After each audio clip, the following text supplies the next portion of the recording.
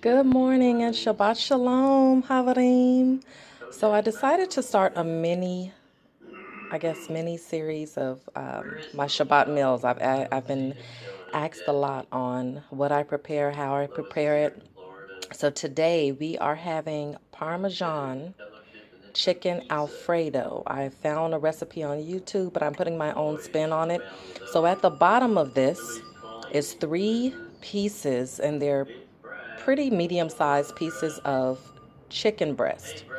And you just want to season that with your own seasoning to your liking. I put oregano, parsley, onion powder, garlic powder, a little bit of sea salt, a little bit of kosher salt, some pepper, and that's it.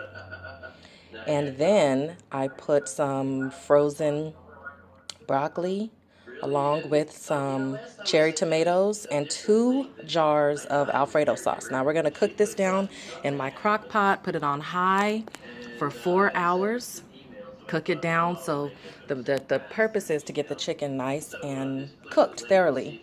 So that's the first part. And stay tuned. Shabbat shalom.